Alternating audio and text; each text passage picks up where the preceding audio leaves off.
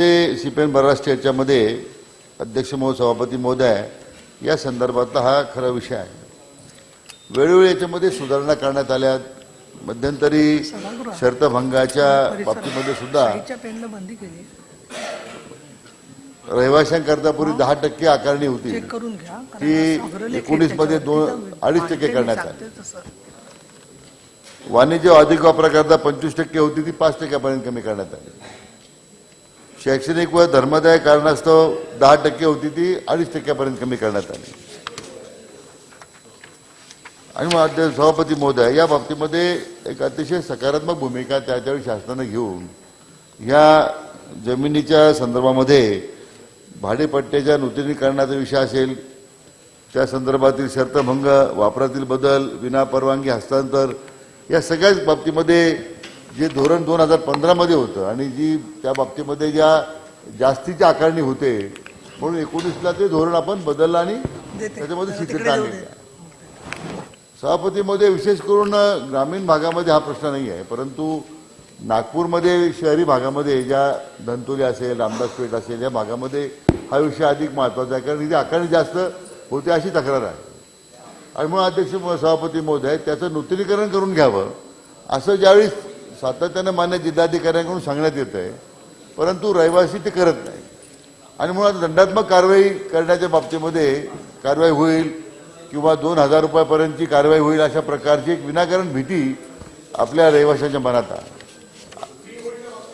नाही सभापती महोदय या फ्री होल्डच्या बाबतीमध्ये सुद्धा रहिवाशांच्या करता सुद्धा ती 5% आकारणी आहे आणि वाणिज्य अधिक वापराकरता 10% वापर आहे। आणि म्हणून आपण जी मागणी करता याच्यामध्ये सवलत द्यावी अशी आपली मागणी मला वाटतं।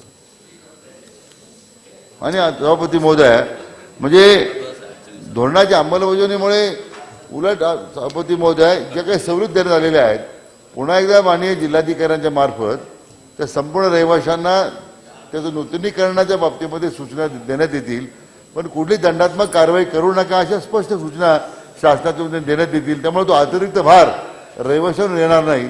आणि म्हणून सभापती महोदय यापूर्वी दिलेल्या सवलतीमध्ये म्हणजे भोगवटा वर्ग 2च्या जे वर्ग 1 मध्ये आपण फ्री होल्ड करतोय त्यामध्ये आकारणी मी सांगितल्याप्रमाणे ती यापूर्वीच ती कमी करण्यात आलेली आहे। आणि सभापती महोदय मला वाटतं जी काही शासनाचा महसूल त्याच्यामध्ये कमी झाला आहे, परंतु तशी शासनाला शेवटी सामान्य नागरिकाला त्याचा फायदा झाला पाहिजे ही शासनाची भूमिका आहे। सन्माननीय प्रवीणजी दटके महोदय धन्यवाद। एकतर नजूल जमिनीचा विचार जो आपण करतो आहे, भाडेपट्टे धारकांना 1% घेऊन 2019ला एक GR माननीय मुख्यमंत्री तेव्हा मान्य देवेंद्रजी होते त्यांनी तो GR काढला आहे। त्यासोबतच डायरेक्ट मालकी हक्क देण्याचा आपण GR त्यावेळेला निघाला आहे। त्यामुळे दोन्ही करता त्यावेळेला नागरिकांनी सरकारचं धन्यवाद दिलं होतं। पण माननीय सभापती महोदय कोविड काळात आपण अनेक लोकांना संधी दिली की तुमचे स्टॅम्प ड्युटी आम्ही इतकी कमी करू, पण आपण नजूल धारकाचे जे प्लॉट धारक आहेत त्यांना आपण अशी कुठलीही संधी दिली नाही। ती संधी आता आपण देणार आहोत का? आणि 3 महिन्याकरता 5%च्या जागेवर आपण 2% घेणार आहोत का, अशी माझी माननीय आपल्या मार्फत माननीय मंत्री महोदयांना विनंती आहे। माननीय सभापती महोदय मालकी हक्क प्राप्त करण्याआधी भाडे पट्ट्यातील शर्तभंग नियमाकुल करत असताना आकारण्यात दंड यात सुधारणा करण्याची गरज आहे। एक उदाहरण मी तुम्हाला फक्त 2 मिनिटात सांगतो की एखाद्याचा प्लॉट 10,000 स्क्वेअर फुटाचा असेल तर त्याला त्याचा लीजचा पट्टा रिन्यू करायला 78 लाख रुपये लागतात, जे पहिल्या 2 वर्षाआधी फक्त त्याची किंमत 40,000 रुपये होती। हे रेडी रेकनरच्या भावावर 5%, कारण रेडी रेकनर दिवसेंदिवस प्रचंड वेगाने वाढतोय आणि रेडी रेकनरच्या दरावर 5% जुन्या 40,000च्या तुलनेत कितीतरी पटीने याची वाढ होते। त्यामुळे नागरिक हे भरत नाही। नागरिकांनी प्रचंड ऍप्लिकेशन केल्या, कलेक्टरनी कॅम्प भरवले, सगळ्यांनी गेले, पण या शर्तभंगाच्या अटींमुळे कोणीच नागरिक तिथे जात नाही, लीज रिन्यू होत नाही आणि शासनाला त्याचा रेव्हेन्यू मिळत नाही। म्हणून माझी आपल्या माध्यमातून मंत्री महोदयांना विनंती आहे की भाडेपट्ट्याचा नूतनीकरणाचा अर्ज उशिरा केल्याने आकारलेला दंड त्यांनी कमी करावा। लीज नूतनीकरण झाल्यानंतर आकारलेली जाणारी रजिस्ट्रेशन फी दिनांक 10/10/2016च्या आदेशानुसार आकारण्यात यावी। त्याचप्रमाणे भूखंडधारकांना मालकी हक्क हस्तांतरण, लीज नूतनीकरण याबाबत सरकारने एक सकारात्मक निर्णय करून हा नजूल विषय संपूर्णच टाका, त्याला मालकी हक्क द्यावे, जे काही पैसे घ्यायचे ते घेऊन टाकावे, म्हणजे सरकारी यातनं बाहेर पडेल, एकत्र रेव्हन्यू मिळेल आणि त्या नागरिकाला या सगळ्या कटकटींमधून दिलासा मिळेल. एवढीच आपल्या माध्यमातून माननीय मंत्री महोदय माझी विनंती. नाही आता मंत्री महोदयांचा होऊ दे ना, नियमाने चाला ना. नंतर सभापती महोदय, या ठिकाणी सन्मान्य सदस्यांनी जो मुद्दा मांडला तो महत्वाचा आहे. खरं म्हणजे हे सातत्यानं भाडेपट्ट्याचं नूतनीकरण करण्याच्या पेक्षाही या मुळातच हे जे प्लॉट धारक आहेत यांना त्याचं मालकी त्यांचे ते प्लॉटच त्यांच्या मालकीचे केल्यानंतर मग ही जी सातत्यानं रिन्युअल करणं का कमी आकारणी कमी करणं ही जी मागणी होते, आता जो मुद्दा सांगितला की त्याच्यामध्ये मुळातच प्लॉटची किंमत जी मूळ किंमत होती त्यापेक्षाही त्याचं नूतनीकरण करण्यासाठी स्टॅम्प ड्युटीमध्ये रेडी रेकनर वाढल्यामुळे मला वाटतं ती रक्कम मोठ्या प्रमाणात होते.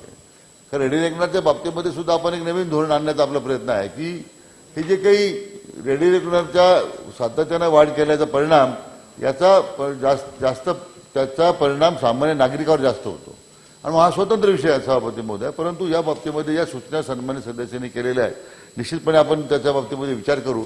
सरकार सकारात्मक आहे. मला वाटतं अधिवेशन होण्यापूर्वी आपण या नजूल जमिनी संदर्भात जे सदस्य आहेत त्यांची एक बैठक घेऊन या संदर्भात आपण निर्णय करू. यांनाही बोलवा, विरोधी पक्ष नेते यांचाही प्रश्न आहे.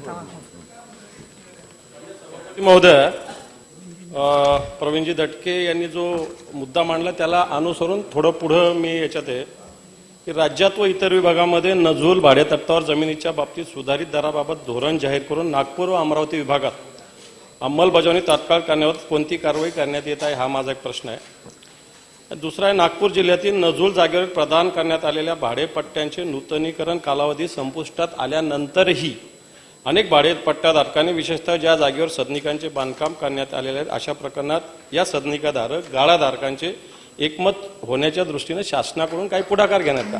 अशाच पद्धतीनं एक पुढे जसं हे नजूलचं विदर्भात आहे तसं मराठवाड्यात वफचं एक इश्यू आहे. हे वफ सुद्धा स्वतःला इतकं मोठं समजतं की सरकारपेक्षा मोठं समजतं. सो हायकोर्टाने निर्णय दिल्यानंतरही वफचं प्राधिकरण वेगळे निर्णय देतं आणि बऱ्याच वेळेस महानगरपालिका असतील, जिल्हा परिषदा असतील, वेगळे सरकारी कार्यालय असेल या निर्णयाला थोडंसं घाबरतात. कारण वफपेक्षाही आपलं कोर्ट मोठं आहे आणि म्हणून माझं मान्य मंत्री महोदयानं यामार्फत जसं नजूलचा विषय तसाच वफचा विषय सुद्धा मराठवाड्यामध्ये याच पद्धतीने आहे. मला वाटतं नजूलचा विषय झाल्यानंतर वफच्या माध्यमातून सुद्धा अशाच प्रकारची पुढे कारवाई करण्याची आवश्यकता आपण कराल का? सभापती महोदय, या ठिकाणी जे गाळेधारक आहे त्याच्यामध्ये खरं म्हणजे एकमत होत नसल्यामुळे ते नूतनीकरण होत नाही भाडेपट्ट्याचं आणि मग तो थकीत ती रक्कम थकीत दिसते आणि त्यामुळे सभापती महोदय पुन्हा कारवाई करण्याचे प्रश्न तयार होतात. पण मी मग म्हटल्याप्रमाणे त्या बाबतीमध्ये आम्ही एक निश्चित धोरण घ्यावं लागेल. कारण आपण निश्चित आकारणी कमी करून चालणार नाही. मूळ त्यांना मालकी हक्क देण्याचा मुद्दा होता तो त्या बैठक बोलवण्याच्या बाबतीमध्ये मी अधिवेशन संपण्यापूर्वीच त्या बाबतीमध्ये बैठक होऊन निर्णय करू. परंतु आपण सन्मान्य विरोधी पक्ष नेत्यांनी जो या ठिकाणी मुद्दा मांडला आणि तो वक्फ बोर्डाचा तो सुद्धा गंभीर आहे. कारण मराठवाड्यामध्ये विशेष करून त्याचं अधिकार कक्षा ज्या आहेत त्यांनी स्वतःहून इतकं रुंदावून घेतलेले आहेत की सभापती महोदय त्यातून मग गावोगावी या जमिनीच्या भांडणाचे किंवा अनुषंगिक प्रश्न जे तयार झालेत ते वक्फ बोर्डाच्या अधिकाराच्या दुरुपयोगाच्या बाबतीतला तक्रार येत आहे सभापती महोदय. आणि म्हणून मान्य विरोधी पक्ष नेत्यांची सूचना अतिशय योग्य आहे. या बाबतीमध्ये शासन निश्चितपणे त्याची सुसूत्र आणण्याकरता आणि अधिकार कक्षा निश्चित करण्या बाबतीमध्ये काही आपण धोरण घेऊ. अभिजित वंजारी. नाही सभापती महोदय, वक्फाचा विषय चालला नाहीये, नजूल वरची चालली आहे लक्षवेधी वाचा जरा बिझनेस. नाही तो वक्फाचा वेगळा घ्यायचा आहे आपल्याला. रेफरन्स होता वक्फाचा नंतर सभापती महोदय. नाही या लक्षवेधीचा आशय थोडासा वेगळा पण आहे. आपल्या जितक्या पण गव्हर्नमेंटच्या एजन्सीज आहेत म्हणजे जसं नागपूरचा जर उल्लेख केला तर आपण समजा नागपूर महानगरपालिका NMC असेल, नागपूर इम्प्रुव्हमेंट ट्रस्ट असेल, म्हाडा असेल किंवा मग राज्य शासन असेल, या सगळ्या NMRD असेल, या सगळ्याच्या माध्यमातून जे रहिवासी आपण जे प्लॉट्स देतो लोकांना तर त्याला आपण लीज होल्डवर का देतो? कारण लीजची पण ही संकल्पना इंग्रजांच्या काळातली आणि निजामाच्या काळातली आहे. त्याच्यामुळे त्याला डायरेक्ट आपण त्यांना संपूर्ण मालकी हक्क आपण का देत नाही? कारण या सगळ्या प्लॉट्सच्या माध्यमातून एकदा तुम्ही लीज दिल्यानंतर परत वारंवार त्या माणसाला त्या तुमच्या सरकारी कार्यालयात यावं लागते, चपराशापासून तर बाबूपासून तर वरच्या अधिकाऱ्यांपर्यंत पैशाचा त्या ठिकाणी मोठ्या प्रमाणामध्ये हे करावा लागतो आणि त्याच्या माध्यमातून वारंवार काय नकाशा मंजूर करायचा आहे, परत या तुम्ही, लीज रिन्यू करायची आहे, परत तुम्ही या. नकाशा या नजूलच्या बाबतीमध्ये असं आहे की नकाशा मंजूर केल्यानंतर टाउन प्लॅनिंगकडनं परत समजा जिल्हाधिकारी कार्यालयाची वेगळी परवानगी नाही घेतली नजूलच्या कार्यालयातनं तर परत त्यांना फाईन भरावा लागतो. तर हे वारंवार येण्यासाठी हा कशाला ही लीजहोल्डची जी प्रक्रिया आहे ती बंद केली पाहिजे. सेलडीडच्या माध्यमातून त्यांना पूर्ण विक्रीपत्राच्या माध्यमातून त्याला पूर्ण मालकी हक्क दिला पाहिजे आणि हे जोपर्यंत करणार नाही तोपर्यंत त्याला काही उपयोग होणार नाही ना. तुम्ही तात्पुरते 5% 2.5% कराल मंत्री महोदय, परंतु त्या ठिकाणी त्यांना संपूर्ण मालकी हक्क, कारण बँकेतनं समजा त्यांना लोन घ्यायचं आहे, तुमची एनओसी घ्यायची आहे, त्यांना आणखीन कुठे काही प्लॉट मॉर्गेज ठेवायचं आहे, तुमची एनओसी आहे. तर या सर्व बाबतीमध्ये माझा मूळ प्रश्न असा आहे की तुम्ही लीजवाली संकल्पना संपवून टाका ना. त्यांना संपूर्ण मालकी हक्क हा त्या रहिवाशांना दिला पाहिजे, हे या लक्षवेधीच्या माध्यमातून मला विनंती करायची आहे. बरं, सन्माननीय मंत्री महोदय, आता हा शेवटचाच त्यांचा प्रश्न आहे. बरं, त्यांनी बैठक घ्यायचं सांगितलेलं आहे, हां, पण बैठकीमध्ये आपण एक मिनिट बसा पाहिजे. माझा एक मूलभूत असा प्रश्न आहे की SRA सारख्या जमिनींचे प्रश्न याच्यासाठी जसं महामंडळ आपण करतो की सर्व, तसं या नुजूल जमिनींच्या बद्दल तुम्ही स्थानिक विदर्भ पातळीवरची काही बॉडी का करत नाही? प्रत्येक ठिकाणी त्यांना एवढे, म्हणजे मी पण अनेक वर्षा प्रश्न पाहते, त्यांच्या विकासाचे प्रश्न सगळेच अनिर्णित राहत आहेत. तर तुम्ही बैठकीत निर्णय घ्या, पण त्या संदर्भात पण विचार करा की एखादी अथॉरिटी त्यांच्यासाठी करता आली तर त्यांना उपयोग होईल त्याचा. सन्माननीय सभापती महोदय, की सन्मानित सदस्य प्रवीण दटकेंनी जो या ठिकाणी मुद्दा मांडला आणि तोच माननीय वंजारी साहेबांनी या ठिकाणी उल्लेख केला की सातत्यानं पुन्हा त्याचं नूतनीकरण करत जावं किंवा वेगवेगळ्या एजन्सीनी त्या बाबतीमध्ये त्याच्या मग येणाऱ्या जी काही साखळी आहे त्यामध्ये सामान्य माणूस त्रस्त होऊन जातो आणि म्हणून ते ज्या काही प्लॉट धारक आहेत सभापती मुद्दा आहे त्याला ते मालकी हक्काचं करून देण्यासंदर्भातला मुद्दा आहे. तर जरूर मगाशी मी म्हटल्याप्रमाणे आपण ह्या जी काही मुद्दे या ठिकाणी मांडलेले आहेत त्या बाबतीमध्ये अधिवेशन संपण्यापूर्वी जी बैठक घेऊ, हे सगळे विषय त्यात चर्चा करून मला वाटतं हे प्रश्नामध्ये अंतिम निर्णय शासन निश्चितपणे करील. म्हणजे हा सामान्य लोकांचा त्रास त्याच्यामध्ये कमी होईल आणि सातत्यानं सभागृहामध्ये ही चर्चा होते फ्रीहोल्ड करण्यासंदर्भामध्ये, त्या बाबतीमध्ये हा सांगितलं मग बैठक लावून त्याबाबतीत हे निर्णय करण्यात येईल. लक्षवेधी तिसरी, सन्माननीय सदस्य जयंतराव पाटील. बरं, सन्माननीय अभिजितजी वंजारी, तुम्हाला भरपूर म्हणजे मुद्दे मांडलेले आहेत, त्याच्यावर ते बैठक घेणार आहेत. तुमची अर्धा तास चर्चा पण आहे याच विषयावरची, तर ती मग आपण आता बघू काय होतंय बैठकीत त्याप्रमाणे. सन्माननीय सदस्य जयंतराव पाटील, लक्षवेधी तिसरी. लक्षवेधी तिसरी.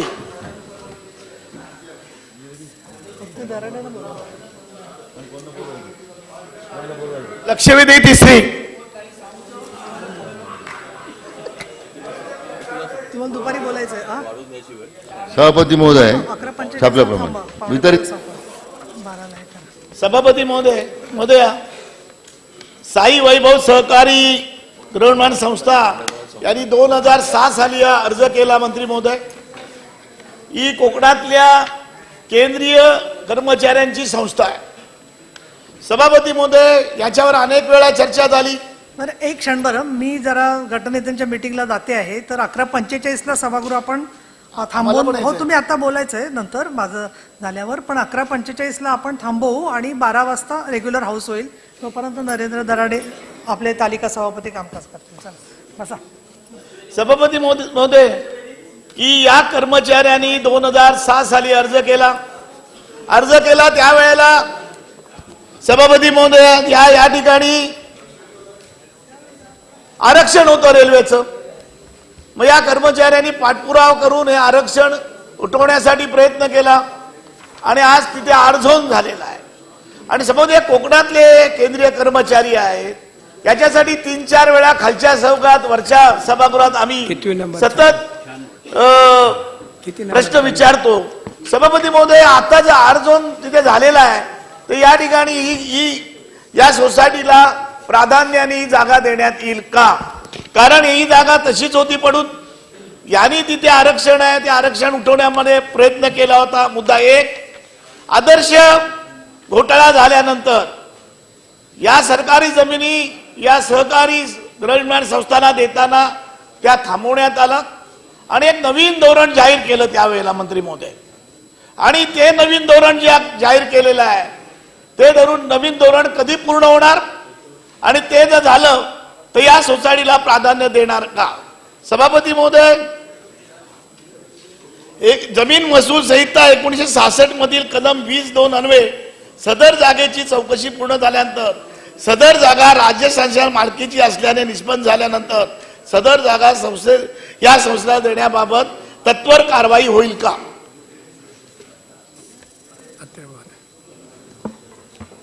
सभापती महोदय, या बाबतीमध्ये या प्रश्नाचं उत्तर आपणच दिलेलं आहे. कारण ही नाही सभापती, या संस्थेला जो भूखंड त्यांनी मागितलेला आहे मुळातच सभापती महोदय, खरं म्हणजे ही ट्रॉम्बे रेल्वे सायडिंग सेंट्रल रेल्वेच्या करता आरक्षित केलेला भूखंड होता आणि त्यामुळे त्या ठिकाणी तो देता येत नाही अशा प्रकारची कार्यवाही आपण अशा प्रकारची सुरुवातीला चर्चा होती. परंतु अध्यक्ष सभापती महोदय, यापूर्वी एक धोरण होतं की सहकारी संस्थेने अर्ज केल्याच्या नंतर अशा आपण प्रकारे सोसायट्यांना जागा द्यायचो. परंतु आदर्शाच्या प्रकरणानंतर जी न्यायिक समिती स्थापन झाली होती त्यांनी काही गाईडलाईन दिलेल्या आहे. त्यांनी काही त्याला बॅन केलेलं नाही आहे. परंतु हे करताना ज्या जागा उपलब्ध आहेत त्याची जाहिरात करावी आणि जाहिरातीप्रमाणे मग तुम्ही अर्ज मागवा आणि मग अर्ज घेऊन म्हणजे मग सगळ्यांना पब्लिक डोमेनमध्ये जाहिरात प्रसिद्ध केल्यानंतर जे अर्ज येतील त्यानंतर तो निर्णय करावा. परंतु मधल्या काळामध्ये ती संपूर्ण कार्यवाही ठप्प होती. परंतु आता या संस्थेला स्वतंत्रपणे असं भूखंड वितरित करता येणार नाही. ज्या काही समितीने केलेल्या शिफारशीप्रमाणे जाहिरात दिल्याच्या नंतर त्यांना अर्ज करता येईल आणि मग जे काही निकष शासनाच्या स्तरावरती ठरवले जातील त्याला जर त्यांनी जर ती पूर्तता केली तर मग सभापती महोदय या सोसायटीला भूखंड देण्याबाबतीमध्ये विचार करता येईल. सभापती महोदय, हे प्रकरण उच्च न्यायालयात प्रलंबित आहे आणि भाईंची मागणी आहे की कोकणातल्या लोकांनी ही भूखंड मागितलेला आहे. अशा प्रकारचे भूखंड मुंबईमध्ये अनेक गृहनिर्माण संस्थांना महसूल मंत्र्यांनी विभागाने अलॉट केलेले आहेत, परंतु त्यांना मिळालेल्या नाहीत. अनेक प्रकारच्या अडचणी आहेत. त्याच्यामुळे त्यांना तुम्ही देणार आहात का ते भूखंड किंवा त्याच्यावर काय कार्यवाही होणार आहे? मंत्री महोदय, भूखंड आपण एका संस्थेला दिलेला आहात, ते भूखंड तिथल्या मुख्य प्रवर्तकांनी बिल्डरच्या घशात घातलेत आणि मूळ जे सभासद ते कर्मचारी असतात ते त्या ठिकाणी वगळले गेलेले आहेत. म्हणजे हा भूखंड ज्या उद्देशासाठी दिला जातो, कर्मचाऱ्यांच्यासाठी भूखंड देतात, केंद्रातले असतील राज्य सरकारचे असतील, आणि नंतर ते भूखंड बिल्डर विकसित करतो. ते मूळ सभासद बाजूला जातात, नवीन सभासद येतात. तर या संदर्भात मंत्री महोदय, माझी आपल्याकडे मागणी आहे की अशा प्रकारचे खास करून मुंबईत भूखंड किती आहेत आणि अशा प्रकारचे गैरव्यवहार झालेल्या भूखंडांच्या साठी चौकशी समिती आपण नेमणार का? तशा प्रकारची मागणी या ठिकाणी आहे. आणि हे जे संस्थेमध्ये वाद आहेत, मूळ सभासद आणि नंतर वाढीव सभासद, आता मूळ सभासद बाहेर आहेत, परंतु ते सभासद असताना ते गृहनिर्माण संस्थांनी बांधणीसाठी कर्ज घेतलेत. आता कर्ज घेतलेत, तिथे सभासद राहायला वेगळे आलेत आणि नोटिसा मूळ सभासदांना त्या ठिकाणी जात आहेत. आणि त्याच्यामुळे मंत्री महोदय, सभासदांनी पैसेही घेतलेले नाहीत, परंतु कर्ज त्या संस्थेवर असल्या कारणाने मूळ सभासदांना नोटिसा जात आहेत.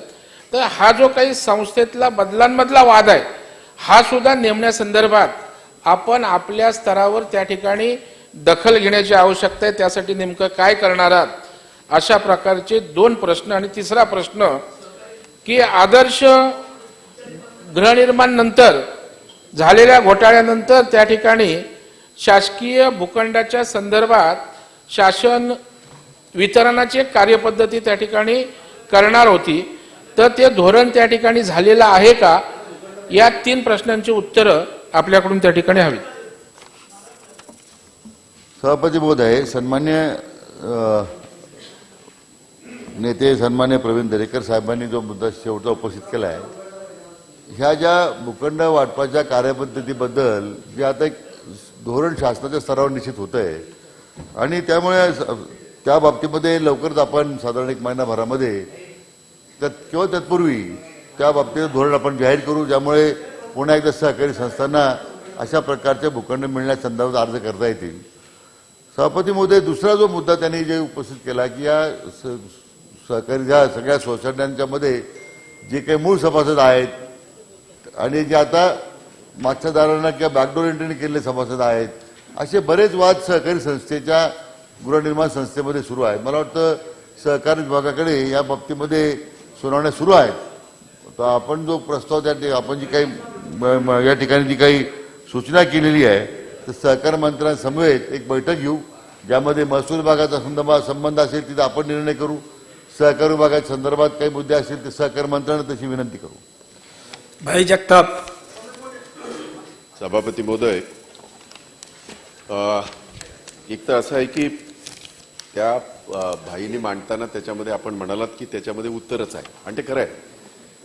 खरं तर धोरणाच्या बाबतीमध्ये हे करत असताना आपणच तेव्हा महसूल मंत्री होतात, म्हणून तुम्हाला जास्त सांगण्याची खरंच आवश्यकता नाही असं मला वाटतं.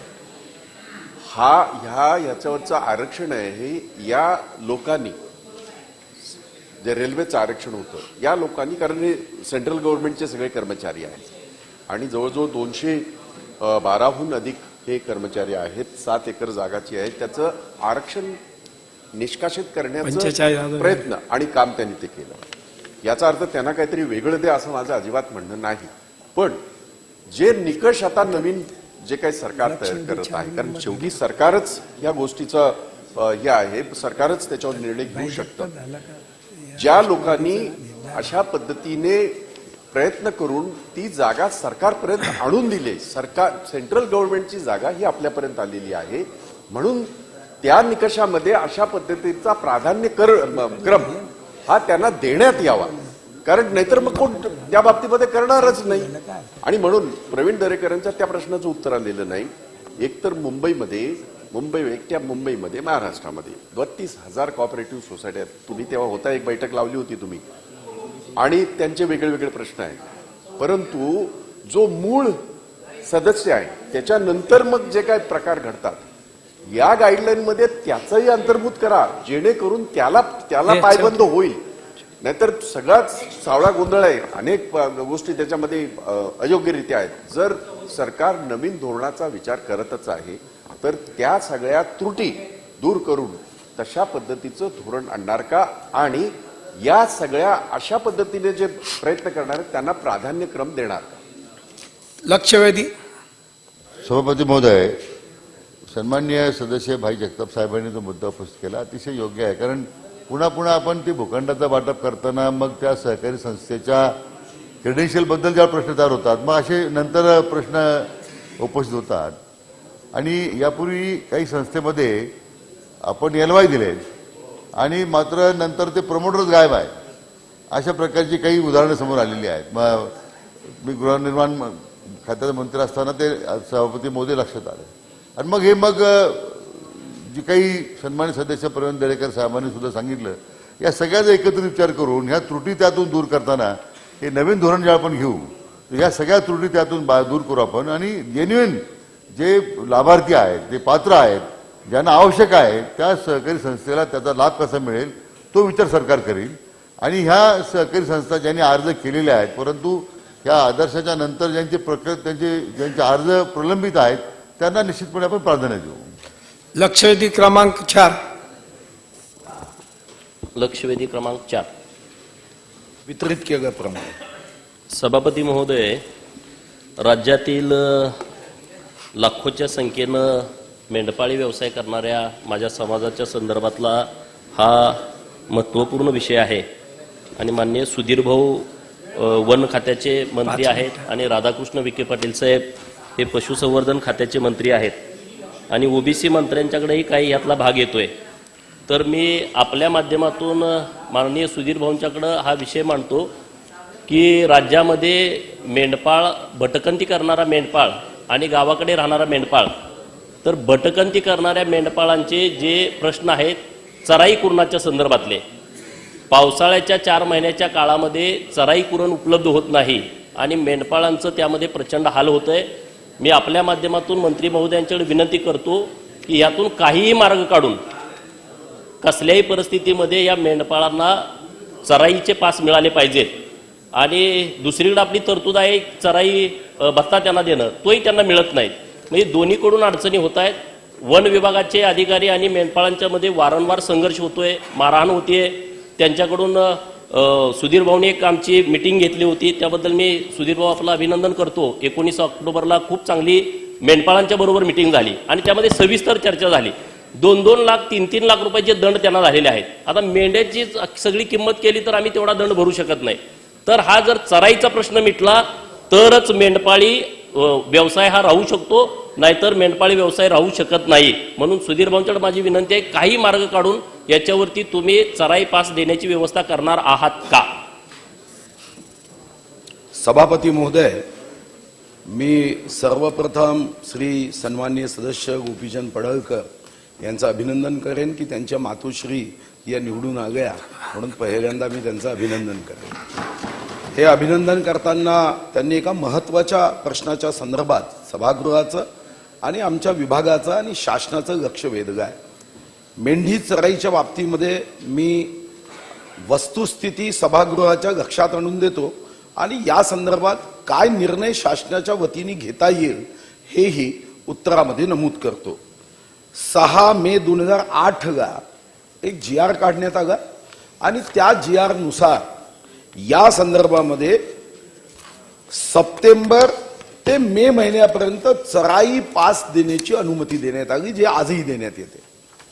प्रश्न सप्टेंबर ते मे महिन्यापर्यंतचा नाही, तर जेव्हा नवीन रोप पावसाच्या दिवसात जन्माला येतात तेव्हा या संदर्भामध्ये अभ्यास करण्याच्या दृष्टीने एक समिती नेमण्यात आली. ही समिती सुद्धा सन्माननीय सदस्य गोपीचंदजी आणि माजी राज्यसभा सदस्य महात्मेजी यांच्या सूचनेनुसार 2 जानेवारी 2017 रोजी नियुक्त करण्यात आली. आणि या एक्सपर्टच्या समितीने, ज्या समितीमध्ये पशुवैद्यकीय विद्यापीठाचे अधिकारी होते, कृषी अधिकारी घेतलेत, वन विभागाचे अधिकारी होते, अर्धा तास या सभागृहाची वेळ वाढवण्यात आलेली आहे. या संदर्भातला जो समितीचा अहवाल आला त्यामध्ये त्या अहवालात स्पष्टपणे सांगितलं गेलं की सप्टेंबर ते मे जे चराई पासेस आपण देतो त्याच्याबद्दल कुठेही आक्षेप नाही, पण जून ते सप्टेंबर यामध्ये जर आपण चराई पासेस दिले, त्याचे काही प्रयोग करण्यात आले, त्यामध्ये चराई केली आणि त्यानंतर लक्षात आलं की जैवविविधता आहे ती नष्ट होते, मेंढी चराईनी नैसर्गिक पुनरुत्पादन घटते, वनामधील जैवविविधता कमी होते. म्हणजे 76 प्रकारची जैवविविधता ही 23 प्रकारात आली. कारण मेंढी जेव्हा चराई करते आणि जेव्हा यामध्ये पुनरुत्पादन सुरू होतं तेव्हा ती मुळासकट नष्ट करते. आणि म्हणून अहवालात विद्यापीठांनी आणि कृषी विद्यापीठांनी त्यांच्या संबंधित सर्व अधिकाऱ्यांनी सांगितलं की वनामधली जैवविविधता कमी होते, जमिनीची धूप होते, अखाद्य वनस्पतीचा प्रसार होतो, अशा प्रतिकूल नोंदी दिल्या. मग बैठकीमध्ये दुसरा मुद्दा आला की देशामध्ये अशा पद्धतीने आपण कुठे चराई पासेस देतो का, सप्टेंबर मे व्यतिरिक्त. आणि त्या बैठकीमध्ये 5 राज्यांची नावं सांगण्यात आली की या 5 राज्यामध्ये अडचणी येत नाही आणि म्हणून 5 राज्याचे या संदर्भातले सर्व नियम मागवण्यात आले. छत्तीसगड चराई अधिसूचना 28 जुलै 2001 मध्ये नियम क्रमांक 4.2 पास देता येत नाही. मध्य प्रदेश 1986 चराई नियम 7.1.1 अनुसार मेंढी, मेढा, भेड, मेमना, बकरा, बकरी, उंट आणि हत्ती चराई पासेस देण्यात येत नाही. कर्नाटकमध्ये वन संहिता 1969 5 अनुसार चराई दिल्या जात नाही. म्हणजे आपण कमीत कमी सप्टेंबर ते मे देतो, इथं तर वर्षभर पासेस दिल्या जात नाही. तेच ओरिसा आणि तेच राजस्थान आहे. पण हे खरं आहे की सरकार या विषयावर श्री गोपीचंदजी यांच्या या विषयाकडे गंभीरपणे सकारात्मक लक्ष द्यायला तयार आहे. कारण जे लोक हजारोच्या संख्येने सरकारच्या तिजोरीला 1 पैशाचीही मदत न मागता स्वतःचा रोजगार ते शोधतात, म्हणून यामध्ये 4 विभाग प्रत्यक्ष रीतीने एकत्रित येऊन याचा प्रश्न सोडवावा लागेल. आणि त्यासाठी आम्ही काही निर्णय करण्यासाठी माननीय उपमुख्यमंत्री महोदयांना विनंती करू की या 4 विभागांना एकत्र करण्याची गरज आहे. जेव्हा आम्ही याची पुढील वाटचाल काय असावी, कारण गोपीचंदजी विषय अतिशय हृदयापासून मांडतात आणि यामध्ये त्यांची आग्रही भूमिका जी आहे ती भूमिका अतिशय योग्य आहे. याबद्दल सरकारचं दुमत नाही. काही नियम कायदे आणि शेवटी पर्यावरण संतुलन या विषयावर ग्लोबल वॉर्मिंग क्लायमेट चेंज मध्ये लक्ष देण्याची आवश्यकता आहे. म्हणून आम्ही 4 मुद्दे साधारणतः आता ठरवले, ज्या संदर्भात उपमुख्यमंत्री महोदयांना विनंती करू आपण. आता आम्ही जेव्हा महाराष्ट्राच्या एकूणच जमिनीच्या क्षेत्रामध्ये अभ्यास केला सभापती महोदय, तेव्हा भारत सरकारकडून जो वेस्टलँड ॲटलास जो आहे भारताच्या वेस्टलँड ॲटलास ऑफ इंडिया 2019च्या प्रमाणे, म्हणजे जी माहिती मलाही अनेक वर्ष होती आता प्राप्त झाली, 36,075 स्क्वेअर किलोमीटर ही महाराष्ट्रातली पडीत जमीन आहे. स्क्वेअर किलोमीटर ही पडीत जमीन आहे. आणि म्हणून या संदर्भात मी विभागाची एक कमिटी करून त्यांना सूचना केली आणि त्या सूचना केल्यानंतर माननीय गोपीचंदजींच्याच बैठकीच्या अनुषंगाने यामध्ये 4 विभागांनी एकत्र येऊन हा प्रश्न सोडवावा लागेल. पशुसंवर्धन विभागाच्या माध्यमातून पहिला किती आहे याचा तालुकानिहाय आढावा घ्यावा लागेल. मग त्या तालुक्यामध्ये वेस्टलँड ॲटलासनुसार निवड केलेली पडीत जमीन आहे, त्यामध्ये वनीकरण, कुरण विकास इत्यादी निर्माण करण्यासाठी आवश्यक असणाऱ्या निधीची तरतूद करावी लागेल. हे पशुसंवर्धन विभागाच्या माध्यमातून करावं लागेल.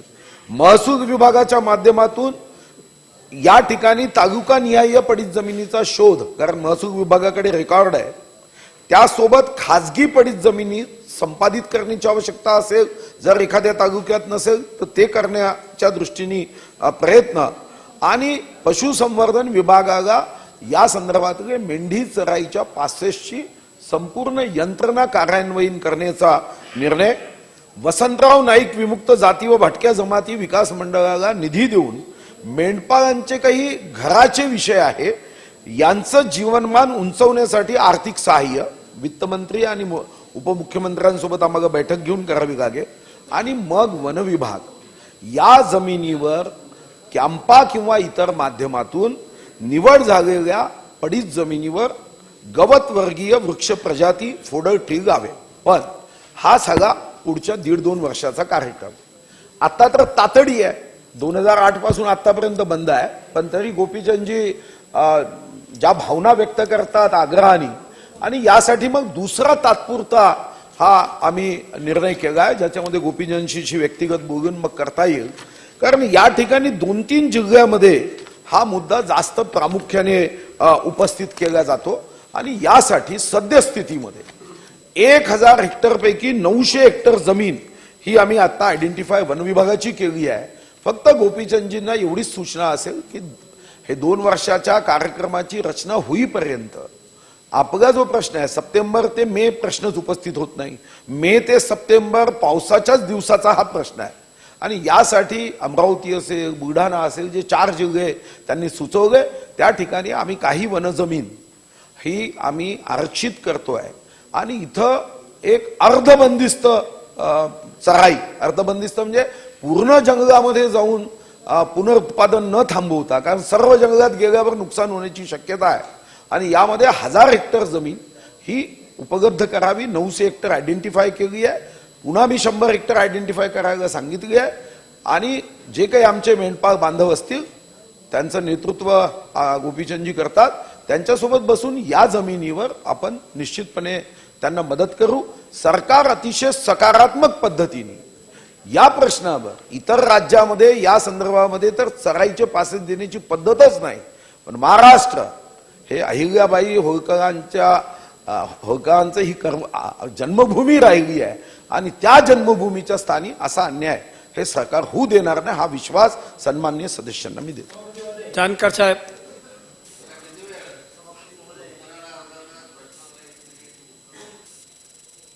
चालत सविस्तर प्रश्न विचारू नये म्हणून. भाऊ मी बोलतोय. भाऊ सभापती महोदय, वनमंत्र्यांनी अतिशय चांगलं उत्तर दिलेलं आहे, सकारात्मक दिलेलं आहे. परंतु फक्त भाऊ 4 जिल्ह्यात करून उपयोग होणार नाही.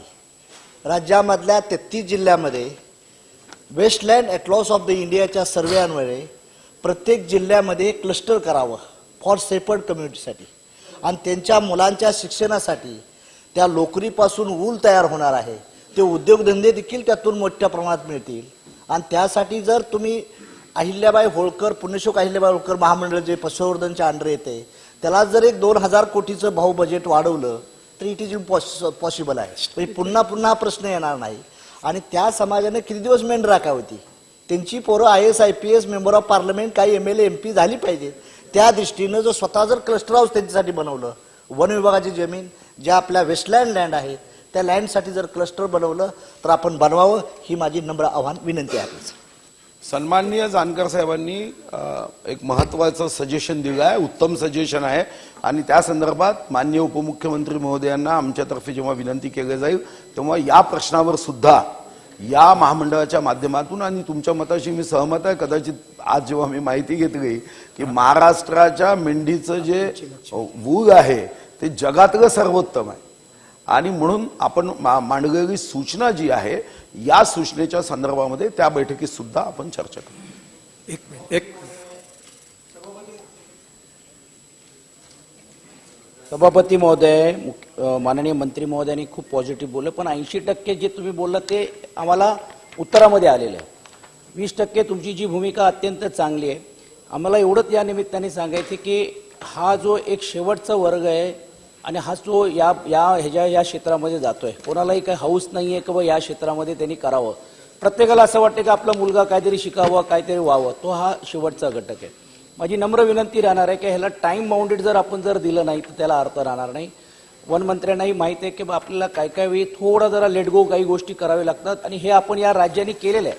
वेस्टलँडची जी एकंदरीत जी संख्या जर बाकीचे 5 राज्यामध्ये जर बघितलं तर आपण 3ऱ्या नंबरवरती आपल्याकडे एवढी जमीन आहे. पण जसं इतरांनी सांगितलं की एकाच जिल्ह्यापुरता मर्यादित न राहता पूर्ण राज्यामध्ये थोडा शिथिलता, हे जर तुमच्याकडनं जर एक मेसेज गेला ना तर आपोआप काही गोष्टी होतात. अनेक वेळा काय होत आहेत की तिकडे जे इतर गोष्टी करणारी लोक आहेत ते त्यांना ते सहकार्य वन खाते करत नाही. म्हणून माझं स्पेसिफिक म्हणणं आहे की आपण हे जे म्हटलं हे 1-1.5 वर्षामध्ये आणि आपण करायला या गोष्टीची खात्री आहे, पण 4-5 डिपार्टमेंट वेगवेगळे आल्यानंतर कदाचित ही अजून एक पिढी जायला नको याच्यामध्ये. म्हणून टाइम बाउंडली आपण यांना न्याय देण्यासाठी ही बैठक तातडीने जी तुम्ही म्हटल्याप्रमाणे लावून आणि थोडा शिथिलता वन खात्यामध्ये देऊन कबत एका ज्या विभागामध्ये जर तुम्ही आहे तो थोडा एरिया द्या, पूर्ण तुम्ही त्याला एंट्री देऊ नका, पण थोडी जरी एंट्री जर दिली तर आपोआप हा विषय मिटू शकतो. आणि शेवटी फक्त गोपीचंदजी नाही, या सभागृहामध्ये आणि खालच्या सभागृहामध्ये अनेक लोक या समाजाच्या मागे आहेत. एक तर आपण त्यांना आरक्षण देत नाही, आर्थिक त्याला दुसऱ्याही कुठच्या महामंडळामधून काही आपण मदत करत नाही. अशा वेळी आपण सर्वजण त्यांच्या मागे आहोत. हे आजच्या या आपल्या निर्णयामुळे व्हायला पाहिजे. करणार सरकार तर नेहमीच सकारात्मक राहिलं. मला आठवतं मीच बजेटमध्ये 1000 कोटी दिले होते. नंतर दुर्दैवाने तुम्ही सचिनराव जेव्हा आला तेव्हा पैसे वाटप नाही केले. पण ठीक आहे, आता हा काही विषय नाही, या विषयावर मग बोलायचं नाही. पण एक गोष्ट मी नक्की सांगतो की तुम्ही जसं टाइम बाउंड सांगितलं तसं आता या क्षणी, या तारखेपर्यंत, या महिन्यापर्यंत, या वर्षापर्यंत असं यासाठी सांगता येत नाही. 4 विभाग आहेत, त्या 4 विभागाच्या संदर्भामध्ये आयडेंटिफाय करणं, त्या विभागाची कृती. पण मी निश्चितपणे एवढं सांगेल की हे सरकार शिंदे साहेबाचा S, फडणवीसांचा F, S for super, F for fast, super fast निर्णय करेल एवढं मात्र मी राम शिंदे सभापती महोदय, नाही सभापती महोदय, शेवटची एक 5 माननीय वनमंत्र्यांनी या लक्षवेधीला प्रश्न विचारा फक्त, म्हणजे सगळ्यांना प्रश्न संधी विचारतोय. मिळेल. अतिशय पॉइंटेड आणि टिपिकल प्रश्न दोनच विचारतोय. माननीय वनमंत्री महोदयांनी अतिशय सविस्तर आणि तपशीलवार सकारात्मक उत्तर दिलेलं आहे. परंतु आपण देशाची स्वातंत्र्याची 75वी स्वातंत्र्य दिन साजरा करतोय आणि हा धनगर समाज पहिल्या दिवशी अधिवेशनावर 10,000च्या संख्येने आला त्यांचे प्रश्न घेऊन, आणि त्या संदर्भामध्ये माननीय मंत्री महोदयाने उत्तर देत असताना या संदर्भामध्ये 1.5 ते 2 वर्ष लागतील. 75 वर्ष या निर्णयाला लागले आणि अजून जर 2 वर्ष लागणार असेल तर ही बाब गंभीर आहे. म्हणून मला अगोदरच्या उत्तरात त्यांनी सांगितलेलं आहे की आम्ही लवकरात लवकर सुपरफास्ट निर्णय घेऊ. पण मला असं वाटतं की 4 विभाग जरी असेल तरी ते महाराष्ट्रातलेच आहेत. परंतु सगळं जर दोन्ही सभागृह पाठीशी असतील तर प्रायोरिटी बेसवरती हा निर्णय येणाऱ्या 1 ते 2 महिन्याच्या कालखंडामध्ये घेणं अपेक्षित आहे. शेवटी राज्य सरकार एखादा निर्णय घेत असताना 2 वर्षांनी निर्णय घ्यायचा काय आणि 2 महिन्यात निर्णय घ्यायचा काय, या गोष्टीला अतिशय महत्वाचं समजून आणि माननीय मंत्री महोदयाच्या उत्तरात आलं. माननीय मंत्री महोदयाच्या उत्तरात हे आलं की हा समाज भटकंती करतो, रानावनात फिरतो, कुठलाही याच्यावरती राज्य सरकारच्या वतीने शासकीय खर्च होत नाही आणि म्हणून 75 वर्षाचं देणं आहे आणि म्हणून हे 75 वर्षात हे झालं नाही. माननीय वनमंत्री अतिशय ऍक्टिव्ह आणि पॉझिटिव्ह आणि सकारात्मक आहेत. मला वाटतं हा निर्णय येत्या 2 महिन्याच्या आतमध्ये घेतील काय, हा माझा टिपिकल प्रश्न आहे. सभापती महोदय, माझ्या उत्तराच्या संदर्भात सन्माननीय राम शिंदे साहेब, 2 वर्षात निर्णय करायचा नाही, निर्णय तर कदाचित 10 दिवसातही होईल. ही पूर्ण प्रोसेस जी कंप्लीट करावी लागेल, कारण यामध्ये अनेक मुद्दे उपस्थित करण्यात आले होते. त्यांच्या घराचा मुद्दा करण्यात आला, त्याच्यानंतर कुरण आपल्याला विकसित करायचा आहे, जे मी सांगितलं वेस्टर्न अँड ॲटगॉस मधल्या जमिनी आयडेंटिफाय करायच्या आहे, याच्यामध्ये मेंढपाळाच्या वास्तव्य ठिकाण त्याची संख्या एकत्रित करायची आहे आणि या अनेक गोष्टी यामध्ये असलेली. खरं तर हे काम आपण 2 वर्षात पूर्ण कामं एकत्रितपणे पूर्ण व्हावी, नाही तर 75 वर्ष पूर्ण झाली नाही. एका वाक्यात उत्तर ती बैठक तर आता तातडीने घेण्याबद्दल सांगितलं. बैठक तातडीने होईल. दानवे साहेब. अन्य सभापती महोदय, या विषयात माझे 2-3 सूचना किंवा उपप्रश्न म्हणता येईल की मेंढपाळ जे आहेत धनगर समाजाचे शक्यतो मारहाण करून त्यांच्यावर अर्धा तास वाढवलेला आहे ना, तो 15 मिनिटं राहिले. दुसरी लक्षवेधी होईल सभापती महोदय, या मेंढपाळांना दुसरी लक्ष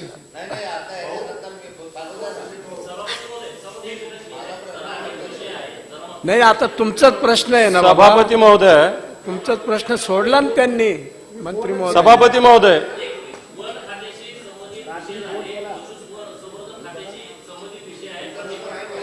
मंत्री महोदयाने सांगितलं त्याच्यावर कमिटी करू आणि त्याच्यावर निर्णय घेऊ. बोला तुम्ही. सभापती महोदय, ही लक्षवेधी मी मांडलेली आहे.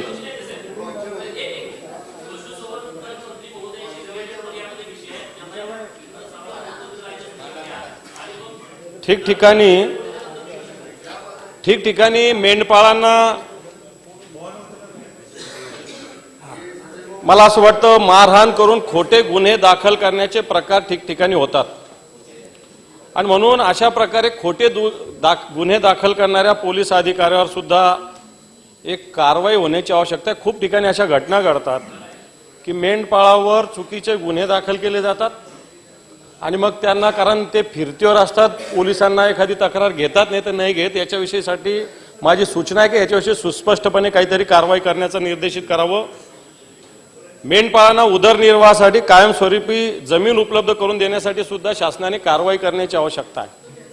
ठिकठिकाणी अशा पद्धतीनं गावामध्ये आपण हे क्षेत्र ठेवू शकतो.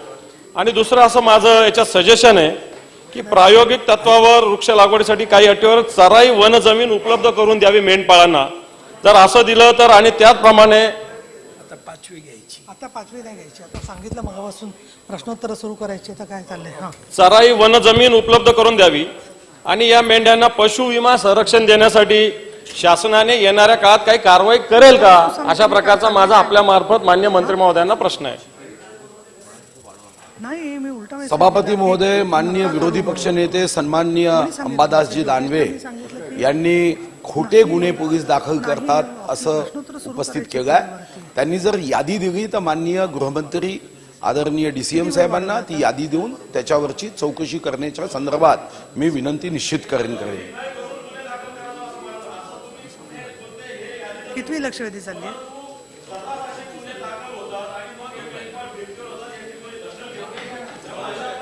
तुमच्या मेसेजमध्ये कम्युनिकेशन गॅप झाली. मला या सूचना गृह विभागाने एकदा नव्हे तर आतापर्यंत 9दा GR काढून दिलेले आहे की कोणताही गुन्हा दाखल करताना त्या संदर्भातली सखोल चौकशी केल्याशिवाय फक्त या संदर्भातच नव्हे तर कोणताही गुन्हा हा भारतीय दंड संहिता विधानात करायचा असेल तर चौकशी करून करावी लागते.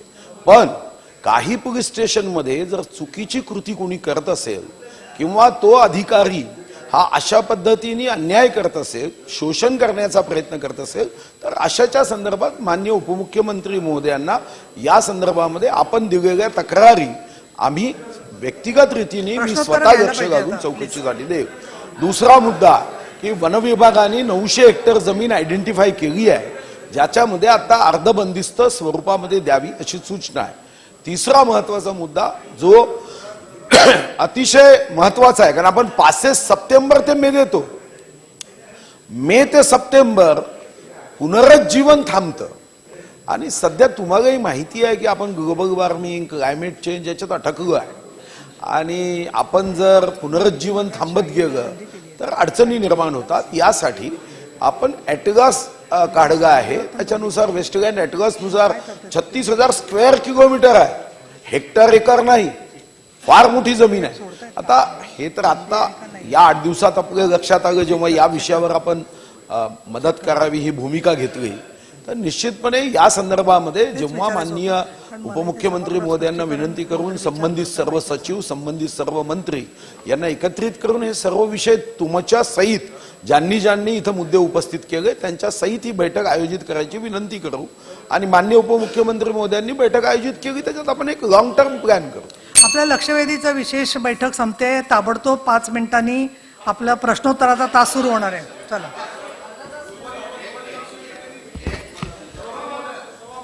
प्रश्नोत्तराचा तास 5 मिनिटांनी सुरू होईल.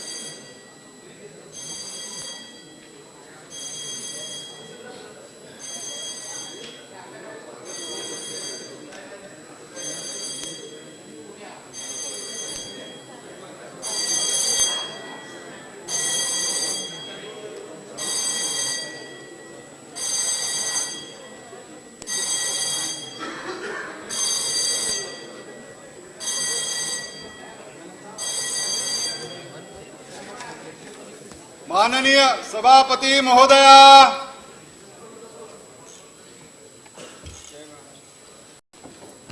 जय महाराष्ट्र. प्रश्नोत्तरे.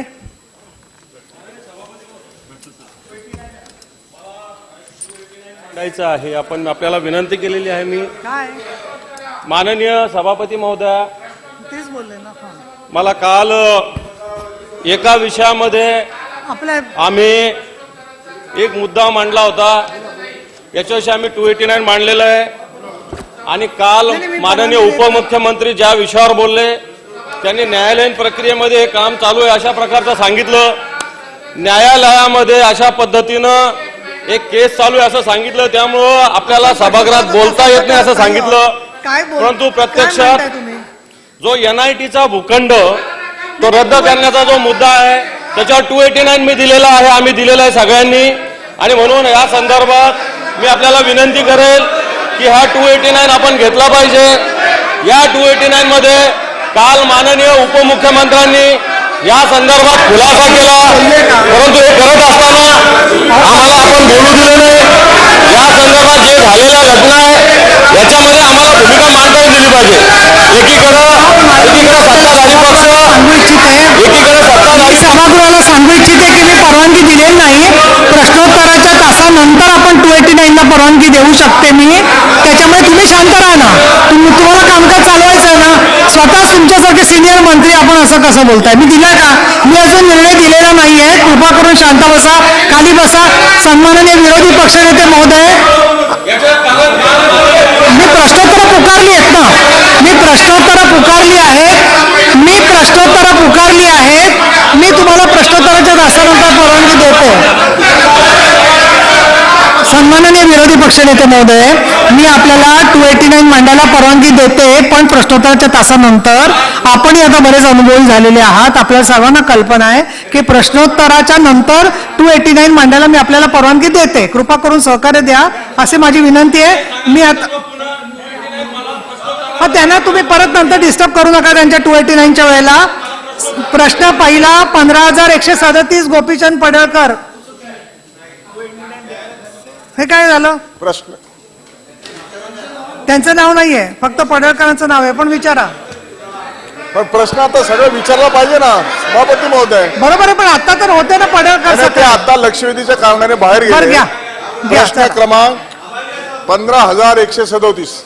तुम्ही विरोधी पक्ष छापल्याप्रमाणे. शांत राहा तुम्ही. हा.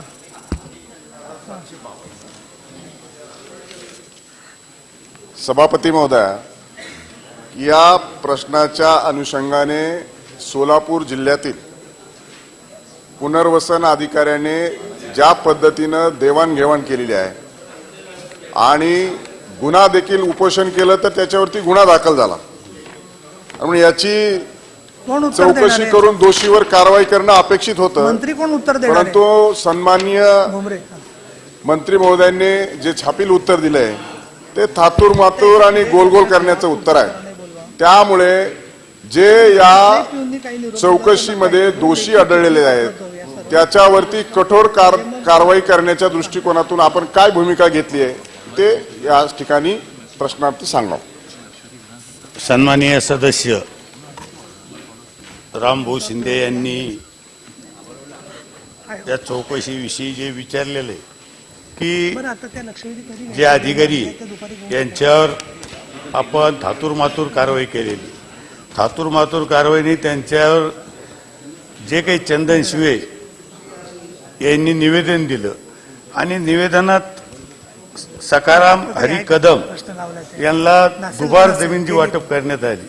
ज्या अधिकाऱ्यांनी दुबार जमीन वाटप केलेली त्यांच्यावर चौकशी चालू आहे आणि चौकशी झाल्याच्या नंतर कोणालाही पाठीशी घालण्याचं काम नाही, त्यांच्यावर योग्य ती कारवाई करण्यात येईल.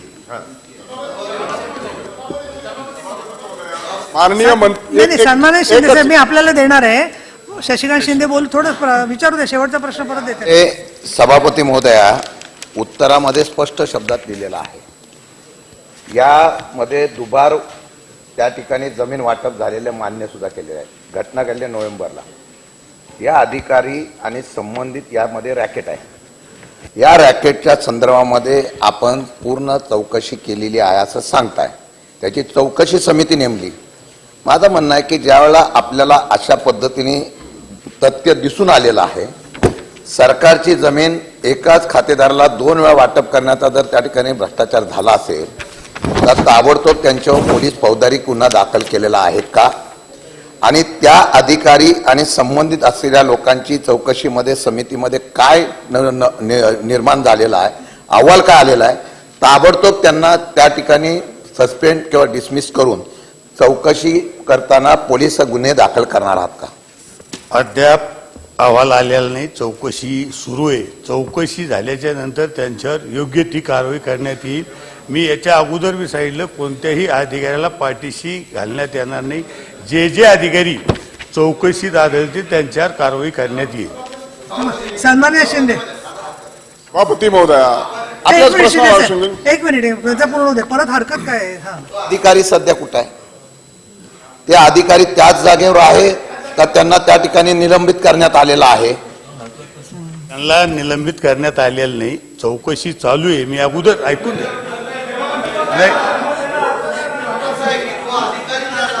नाही त्या जाग्या चौकशी होत नाही. मला सन्मान्य सदस्य बरोबर. ठीक आहे, मंत्र्यांना- जोपर्यंत चौकशी होणार नाही नाही. तोपर्यंत त्यांच्यावर कारवाई करण्यात येणार नाही. अहवाल नाही. मला काय म्हणायचं, त्यांना मेमो दिलेला आहे. चौकशीत सन्माननीय मंत्री महोदय, आपला हेतू चांगला असला ना तरी तो अधिकारी त्याच जागेवर असेल तर त्याचे तो हस्तक्षेप होईल ना चौकशीमध्ये, असा त्यांचा मुद्दा आहे. हा, त्यामुळे तुम्ही त्यांना निलंबन करा असं त्यांची मागणी आहे. हा, नाही त्या जागेवर नाही. आज अधिकारी बदललेले एकेकाने बोला बदललेले. खाली एका भाई मी शिंदेने बोलू द्या, राम शिंदे, ते झालं की नंतर बोला. हा, सभापती महोदया, माननीय मंत्री महोदयांनी प्रश्नाला उत्तर देत असताना एकच जमीन दुबार वाटप केली आहे. अंशतः त्यांनी चौकशीच्या अगोदर हे मान्य केलेलं आहे. आणि मग हे मान्य जर प्रथमदर्शनी जर केलं असेल तर त्या अधिकाऱ्याला तात्काळ निलंबित केलं पाहिजे.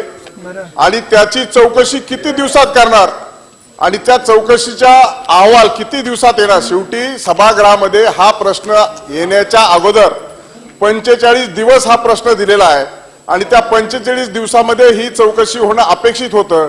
अजूनही चौकशी सुरू आहे असं जर सांगणं हे बरोबर नाहीये. आणि म्हणून आमचा सदस्य म्हणून याचा राईट्स येतो की माननीय मंत्री महोदयांनी आता त्याला त्या पदावरून तडकाफडकी निलंबित करून याची चौकशी किती दिवसात करणार हे सांगण्यात यावं. सभागृहाची भावना लक्षात घेऊन ही चौकशी 2 महिन्याच्या आत पूर्ण करण्यात येईल. हो, 2 महिन्यात करून त्यांच्यावर कारवाई करण्यात येईल. नंतर निलंबित करण्यात येईल. मुख्यमंत्री महोदय, हा, बोला. सभापती महोदया, या संदर्भामध्ये नाही, त्यांनी बरोबर उत्तर दिलेलं आहे. खातं नवीन यामध्ये DRO आणि सर्कल ऑफिसर यांना प्राथमिक चौकशीमध्ये तथ्य आढळलं. दुबार जमीन दिली, ती जमीन ताब्यात घेतली, सरकारच्या नावावर केली आणि त्यानंतर त्यांची जी काही DE आहे, आता DE सुरू झाले.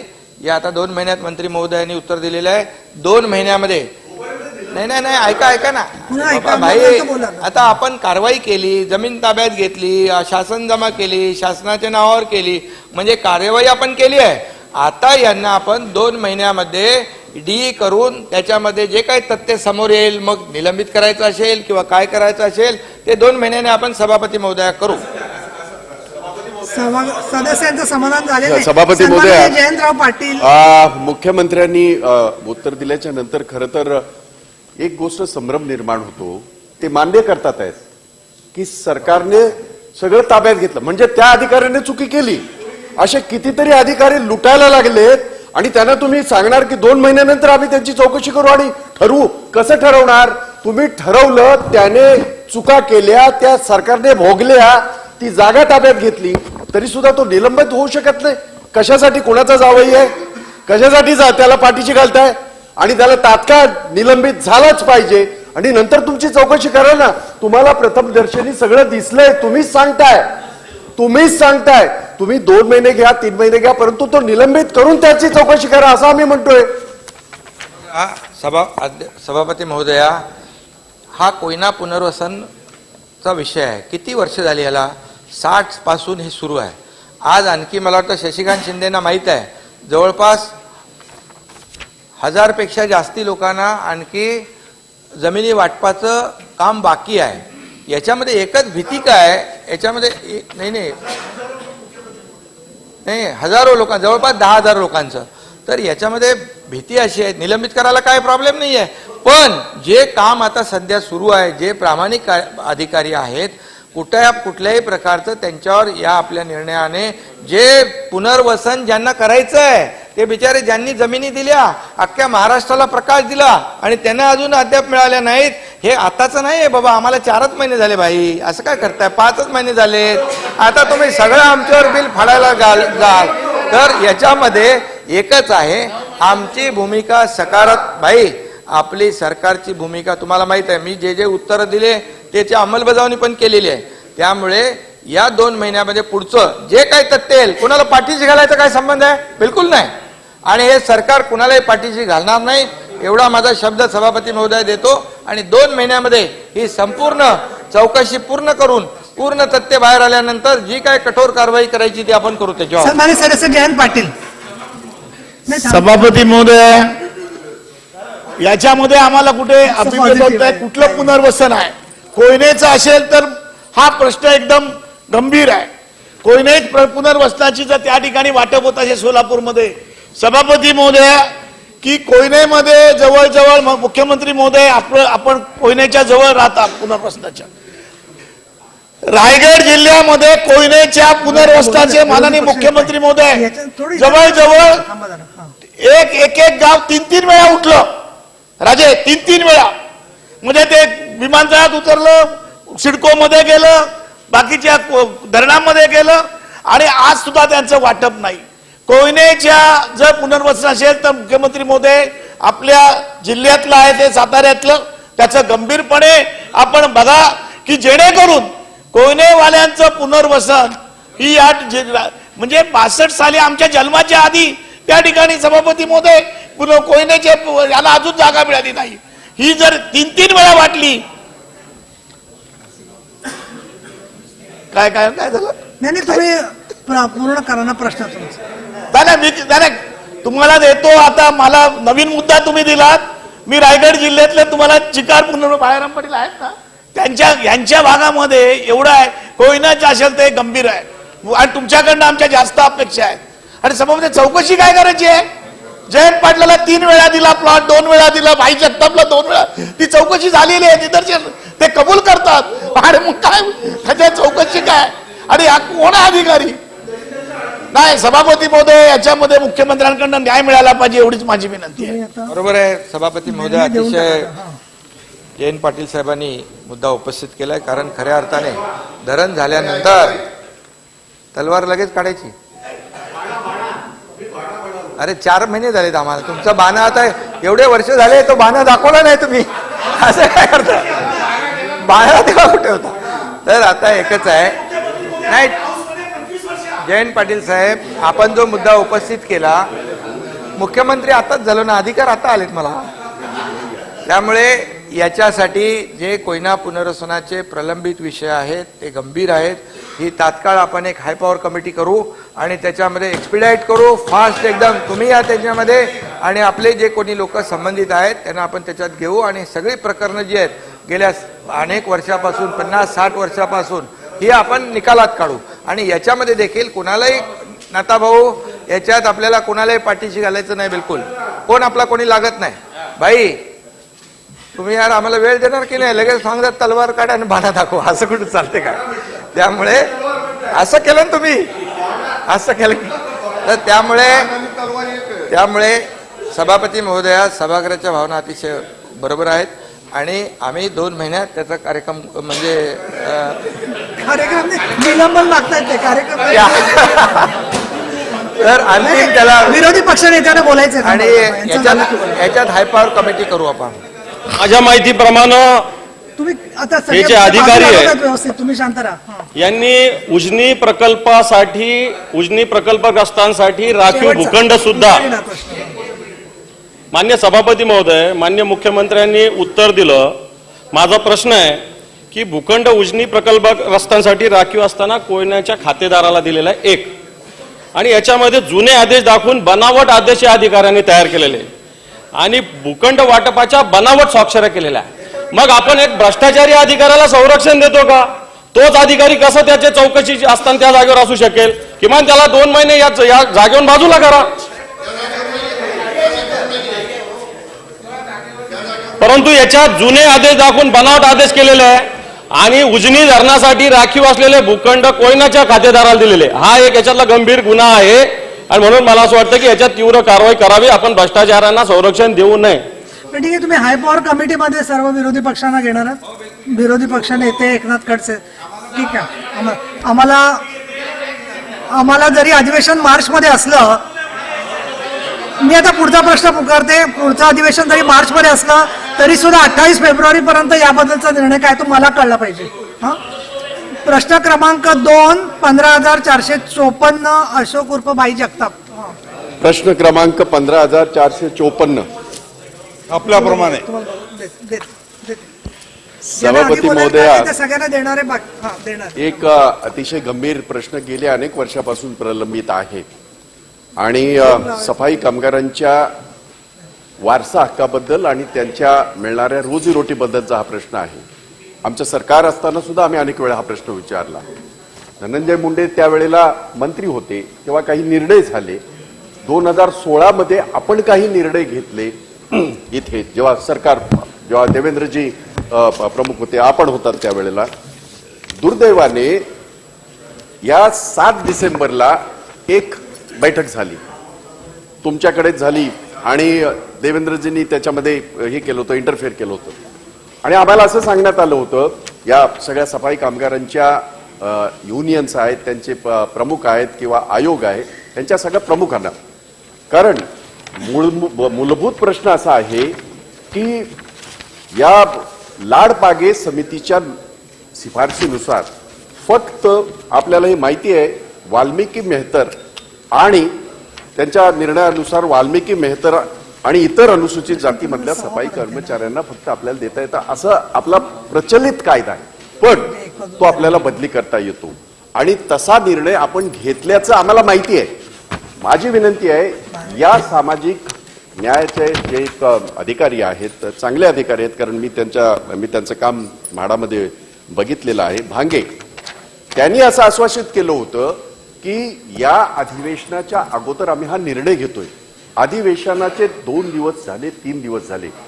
माझी विनंती आपल्याला राहील, आपण ही गोड बातमी महाराष्ट्राच्या सर्व ह्या सफाई कामगारांचा लढा जो इतकी अनेक वर्ष जो चाललेला आहे, हा निर्णय जाहीर करून आपण त्या सगळ्यांना ही गोड बातमी द्या अशी मी विनंती सुद्धा करत आहे आणि ते आपण करणार का असा प्रश्न सुद्धा आहे. सभापती महोदया,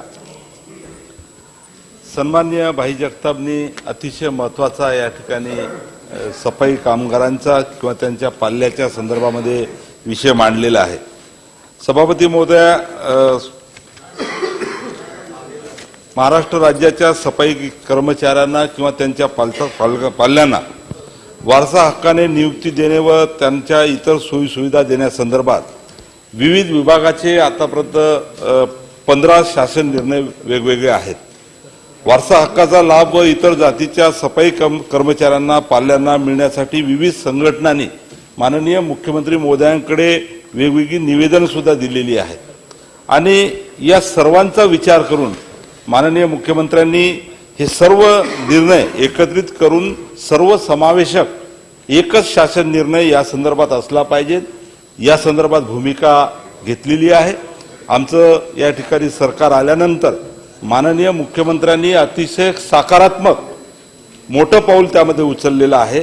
त्यामध्ये सफाई कर्मचाऱ्यांची भरती असेल, त्यांचं वेतन असेल, महागाई भत्ता असेल, कायम त्यांना करणे असेल, साप्ताहिक सुट्ट्या असेल, प्रसूती रजा असेल किंवा इतर सुविधा, अशा वेगवेगळ्या सुविधाच्या त्या निवेदनामध्ये उल्लेख आहे आणि त्या अनुसरून सभापती महोदय मंत्रिमंडळासमोर याची चर्चा झाली आणि 31 सप्टेंबर 2022 रोजी या संदर्भामध्ये माननीय मुख्यमंत्र्यांनी निर्णय घेतला. 31 सप्टेंबरला माननीय मंत्रिमंडळाची उपसमिती गठीत करण्याचे निर्देश माननीय मुख्यमंत्र्यांनी दिले आणि त्यानुसार या समितीच्या माध्यमातून या समितीमध्ये माननीय उपमुख्यमंत्री स्वतः अध्यक्ष आहेत, माननीय वनमंत्री त्या संदर्भात सदस्य आहेत, माननीय शालेय शिक्षण मंत्री याच्यामध्ये सदस्य आहेत, माननीय मंत्री बंदरे आणि खनिकर्म सदस्य आहेत आणि सामाजिक न्यायाचा सुद्धा याच्यामध्ये सचिव आहेत. त्या अनुषंगाने पहिली बैठक 7 डिसेंबर 2022 रोजी संपन्न झालेली आहे. या सदर बैठकीचं इतिवृत्त सुद्धा तयार झालेलं आहे, त्याला मान्यता दिलेली आहे आणि हा प्रस्ताव आता कॅबिनेट समोर जाऊन या संदर्भात चर्चा होणार आहे. अतिशय सकारात्मक निर्णय सफाई कामगार आणि त्यांच्या पाल्यासाठी हे सरकार घेणार आहे आणि म्हणून महाराष्ट्रातल्या सर्व सफाई कामगारांना या ठिकाणी नक्कीच दिलासा देण्याचा या सरकारचा या ठिकाणी मानस आहे. सभापती त्यानंतर मी देणार एकेकाला देणार आहे, सभापती पण महोदय direct की बोलायला कसं लागतं? लाड पागे ही समितीने शिफारस गेले वर्षानुवर्ष करतायत. केंद्र आयोग आहे, राज्य आयोगाने देखील सूचना केलेल्या आहेत. असं होईल यामध्ये अनेक राज्यातले महानगरपालिका या कुंकवत असल्यामुळे त्याची अंमलबजावणी करता येत नाही. परंतु नवी मुंबई असेल, माननीय मुख्यमंत्री आहेत त्या ठाण्यामध्ये तीही अंमलबजावणी करतात. फक्त मुंबईमध्ये लाड पागे समिती ही आम्ही ऐकणारच नाही. एक वेगळ्या पद्धतीने एक भूमिका ही घेतली जाते. आपण जी उपसमिती केलेली आहे त्यामध्ये सर्व विषय आलेले आहेत. त्यात अजून एक घरकुलचा पण तुम्हाला इन्क्लूड केलं पाहिजे. पण आता माननीय मुख्यमंत्री महोदय पण सभागृहामध्ये एका बाजूला आपण सफाई कामगारांना हा शेवटचा घटक आहे, कोणाला काही इच्छा नसेल की गटारामध्ये जाऊन काम करायचं तरी देखील तो करतोय. पण कॉन्ट्रॅक्ट पद्धती सुरू झाल्यामुळे हा त्यांचा वारसा हक्काचा हक्कच गेलेला आहे. म्हणून तातडीने तुमची उपसमिती झाली, त्याचा निर्णय होईल, निकष होईल, जाहीर होईल. पण आता मुंबई महानगरपालिकेमध्ये या वारसा हक्कांना न्याय दिल्याची भूमिका घेतली जात नाही. दुसऱ्या बाजूला बॅकडोरनी कॉन्ट्रॅक्ट मोठ्या प्रमाणावरती भरती करून त्या लोकांना दिल्या जात आहे. तर ते थांबून या लोकांना आपण न्याय देणार का? सभापती महोदय, आत्ताच या ठिकाणी उल्लेख केला की माजी कामगार आयुक्त श्री लाड यांच्या अध्यक्षतेखाली 1972 मध्ये एक समिती होती. त्यांनी काही शिफारसी 1975ला दिलेल्या आहेत. त्याचनुसार विधान परिषदेचे अध्यक्ष श्री वी.स. पागे यांच्या अध्यक्षतेखाली समिती नेमल्या गेली होती. त्यांनी सुद्धा शासनाला अहवाल दिलेला आहे आणि या सर्व शिफारसीच्या संदर्भात कॅबिनेटची ही उपसमिती या ठिकाणी निर्णय घेणार आहे. आताच सन्माननीय सचिन अहिर साहेबांनी उल्लेख केला की सध्या स्थितीमध्ये 27 महानगरपालिका आणि 386 नगर परिषदा व नगरपंचायतीमध्ये सफाई कामगाराची एकूण 83,230 पदे आहेत. त्यापैकी 77,262 पदे भरलेली आहेत आणि 5,968 पदे रिक्त आहेत. सफाई कर्मचाऱ्याच्या संदर्भामध्ये आता त्यांनी जे केलं की कॉन्ट्रॅक्ट बेसवर या ठिकाणी नेमणुका चालू आहे. परंतु आता या उपसमितीच्या माध्यमातून ज्या ज्या शिफारसी या ठिकाणी मंत्रिमंडळासमोर येईल त्या दृष्टीनं माननीय मुख्यमंत्री या संदर्भात अतिशय सकारात्मक निर्णय घेणार आहे. सन्माननीय नाथाभाऊ खडसे. मंत्री महोदयांच्या उत्तराला माझा आक्षेप आहे. माझा आक्षेप यासाठी आहे की 1972ला ज्यावेळेस लाड आणि पाके समितीची स्थापना झाली त्याचा मूळ हेतू असा होता की त्या कालखंडामध्ये या राज्यामध्ये डोक्यावर मैला वाहून देण्याची पद्धत होती आणि ती पद्धत अत्यंत अमानवीय होती. अशा ठिकाणी ही पद्धत बंद झाली पाहिजे. हा जो वाल्मिकी मेहतर समाज आहे ह्याला हे समाजाला बरोबरीचं स्थान मिळालं पाहिजे आणि त्यासाठी त्यांना काही वेगळ्या सुविधा देण्याचा प्रश्न शासनाच्या विचाराधीन असताना या समितीकडे ज्या शिफारशी करण्याच्यासाठी दिलेल्या होत्या. म्हणून माझा पहिला प्रश्न असा आहे की लाड पागे समितीच्या शिफारशी काय आहे. दुसरा प्रश्न असा आहे की या शिफारशी नेमक्या कोणत्या समाजासाठी करण्यात आलेल्या आहेत. माझ्या माहितीप्रमाणे फक्त वाल्मिकी मेहतर समाजासाठी हा विषय होता, कारण पिढ्यानुपिढ्या ज्यांनी महिला डोक्यावरून वाहिला अशा समाजाला एक वेगळा न्याय दिला पाहिजे, भूमिका त्याच्या मागे होती. तिसरा प्रश्न असा आहे की आता आपण इतर जाती जमातींच्या वारसांना किंवा त्यांना न्याय द्यावा ह्या प्रश्नाबद्दल माझं दुमत नाहीच आहे. परंतु हे देत असताना वाल्मिकी मेहतर समाजावर अन्याय होणार नाही याची काळजी राज्य सरकारनं घेतली पाहिजे. पिढ्यानुपिढ्या ज्यांनी अन्याय सहन केला त्यांना अन्याय सहन करत असताना इतरांच्या बरोबरीला आणण्याचा जो तुमचा प्रयत्न होणार आहे तो त्यांच्यावर अन्याय करणारा असेल. म्हणून मेहतर समाजाचा जो प्रश्न आहे तो वेगळा ठेवा. इतर जमाती जाती जमातींना जो देण्याचा प्रश्न आहे तो वेगळा ठेवा. आजही अशी स्थिती या राज्यामध्ये आहे की काही ठिकाणी अजूनही डोक्यावरून मैला वाहून नेण्याची पद्धती आहे. अशा स्वरूपाचं वर्तमानपत्रामध्ये बऱ्याचदा चित्रण येत आहे. आणि अशा ठिकाणी जे मेहतर वाल्मिक मेहतर समाजाचे कर्मचारी आज आहे त्या कर्मचाऱ्यांच्या वारसालाच नाही तर त्या कुटुंबामध्ये जन्माला आलेल्या व्यक्तीला अशा ठिकाणी सफाई कामगारांना प्राधान्य देण्याच्या संदर्भामध्ये राज्य सरकारने विचार केला पाहिजे. हा त्यांच्यावर न्याय दिला. पिढ्यानुपिढ्याचा त्यांचा अन्याय जर दूर करायचा असेल तर त्या ठिकाणी अध्यक्ष महोदय त्या कुटुंबातल्या मेहतर समाजातल्या कुटुंबातल्या व्यक्तींना सफाई कामगारांना देण्यासाठी प्राधान्य न्याय दिला पाहिजे. आणि त्यांना निवड समिती वगैरे अशा स्वरूपाच्या कोणत्याही अटींची त्यांना पूर्तता करण्याची जबाबदारी असता कामा नये. तरच त्यांना न्याय मिळू शकेल. अन्यथा मेहतर समाजाच्या सगळ्या सवलती या अन्य जाती जमातींना देण्याच्या संदर्भामध्ये जर उपसमिती निर्णय घेत असेल तर तो त्यांच्यावर अन्याय करण्यासारखा होईल. म्हणून मेहतर समाजाचा विषय वेगळा ठेवावा आणि इतर जाती जमातींचा विषय वेगळा ठेवावा. तर त्याबाबत राज्य सरकार विचार करणार आहे काय? सन्माननीय मंत्री महोदय. सभापती महोदया, सन्माननीय नाथाभाऊंनी या ठिकाणी जो प्रश्न पहिला विचारला की लाड आणि पांगे समितीच्या शिफारसीच्या ह्या सर्व धर्मीय समाजासाठी आहे. जे सफाई कामगार आहेत त्यांच्याबाबत ह्या शिफारसी त्यांनी केलेल्या आहेत. मी पूर्वी जसा उल्लेख केला या ठिकाणी की 11 मार्च 2016 रोजीचा जो शासन निर्णय आहे तो सफाई कामगाराच्या वारसा हक्काने नियुक्तीचा लाभ हा केवळ अनुसूचित जमातीच्या सफाई कामगारांना दिला जात होता. आणि मी हाही उल्लेख केला सभापती महोदया की वेगवेगळे GR या संदर्भात आहे. तर या सर्व GRचं शासन निर्णयाचं एकत्रित विचार करून सफाई कामगारांना कशा पद्धतीच्या सोयी सवलती देता येईल यासाठी कॅबिनेटने उपसमिती नेमलेली आहे. आणि या उपसमितीची पहिली बैठक सुद्धा 7 डिसेंबर 2022 रोजी झालेली आहे. आणि या बैठकीचं इत्युत्त हे अंतिम मान्यतेसाठी या ठिकाणी सादर करण्यात आलेलं आहे. त्यानंतर प्रस्ताव मंत्रिमंडळासमोर या ठिकाणी मंजुरीसाठी येणार आहे. त्या शिफारसी या ठिकाणी शासन लागू करण्याच्या संदर्भामध्ये सकारात्मक आहे. सन्माननीय निरंजन डावखरे. थोडे इतरांचे प्रश्न उद्या परत देते मी तुम्हाला. सभापती महोदय, इतरांना पण सदस्य भाई जगतापांनी हा प्रश्न लावलेला आहे त्याचा जर आपण मूळ गाभा घेतला लक्षात तर मूळ गाभ्यामध्ये मंत्री महोदय अजून चालू आहे प्रश्न. जो मेहतर वाल्मिकी समाज आहे सफाई कामगारांचा वारसा हक्काचा अधिकार मधनं त्यांना बाहेर काढण्याचं कारण काय तर त्यांचे जातीचे दाखले हा एक मोठा प्रश्न आहे. त्याच्यामुळे त्यांच्या मूळ गावाला त्यांना हे जातीचे दाखले आत्ता आणणं कठीण होतं. आणि त्याच्यामुळे ज्यांचं या इकडे महाराष्ट्रामध्ये वास्तव्य महाराष्ट्र स्थापन झालंय तेव्हापासून आणि त्याचबरोबर जे 15 वर्षापासून या इकडे राहत आहेत किंवा ज्यांचे मूळ इकडे वास्तव्य 15 वर्षापासून पूर्वीच आहे त्यांना आपण या उपसमितीच्या माध्यमाने न्याय द्यावा. त्यांना या एवढे वर्ष इकडे राहत आहेत त्यांना ह्या संदर्भातले दाखले मागितले जाऊ नये. आणि त्याचबरोबर उपसमितीचा जो कार्यकाळ आहे म्हणजे जो काम आहे ते टाइम बाउंड असावं जेणेकरून या लोकांना लवकरात लवकर न्याय भेटेल. कारण justice delayed is justice denied. त्याच्यामुळे लवकरात लवकर हे काम व्हावं. सभापती महोदया, मी पूर्वीच सांगितलं की सफाई कामगाराच्या संदर्भामध्ये राज्यामध्ये ज्या वेगळ्या संघटना आहेत त्या सर्व संघटनांनी माननीय मुख्यमंत्र्यांकडे वेगवेगळे निवेदनं दिले, वेगवेगळ्या त्यांच्या अडीअडचणी समस्या मांडल्या आणि त्यावरूनच या संदर्भामध्ये कॅबिनेटची सब कमिटी नेमण्यात आली.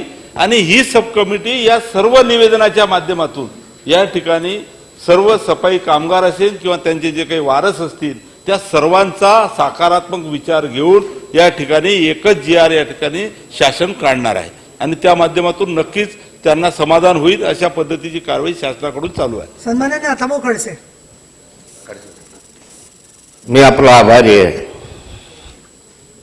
की मला प्रश्न विचारायची संधी दिली. माझा प्रश्नच वेगळा आहे मुख्यमंत्री महोदय. माझा प्रश्न आहे की वर्षानुवर्षे पिढ्यानुपिढ्याच्या समाजानं डोक्यावर महिला नेऊन या समाजाची एक अशा स्वरूपाची सेवा केली की जे सेवा करायला कोणताही समाज धजावत नव्हता. अशा समाजाचा प्रश्न हा वेगळा ठेवावा. मी आपल्याला वारंवार ठेवतो आहे की ज्याच्यासाठी तुम्ही वेगळी समिती करा, मेहतर समाजासाठी ते वेगळी समिती ठेवा आणि तुमच्या जाती जमातीसाठी वेगळी ठेवा. सरळ मिसळ केलं तर हा मेहतर समाजावर अन्याय होईल. आणि माननीय मुख्यमंत्री महोदयांना माझा प्रश्न असा आहे की असं जरा लाट समितीची 72ला स्थापना झाली, आत्तापर्यंत या राज्यामधल्या किती राज्य सरकारच्या यंत्रणांमध्ये म्हणजे नगरविकास खात्याच्या माध्यमातून नगरपालिका असतील, ग्रामपंचायती असतील का अन्य असतील, या ठिकाणी 100% जागा भरण्याच्या दृष्टीनं तुम्ही काय उपाययोजना केली? आजही मेहतर समाजातले अनेक मुलं असे आहेत की ते रिकामे फिरतायत, जागा रिकतायत, परंतु यांना भरलं जात नाही कारण काही वारसाच्या नोंदी नाही. माझा प्रश्न आहे की वारस बिरास कशाला पाहिजे? अहो, ज्यांनी पिढ्यानुपिढ्या या ठिकाणी सेवा केल्या त्यांना वारस कशाला पाहिजे? त्यांच्या घरामध्ये जन्माला द्या ना त्यांना न्याय. आणि मग अशा ठिकाणी तुम्ही या ठिकाणी या जागा भरणार आहात का तातडीने? आणि मेहतर समाजाचा विषय वेगळा ठेवा, त्याचा इतर जाती जमातीमध्ये सरळ मिसळ करू नका. त्यासाठी लागल्यास वेगवेगळ्या समित्या.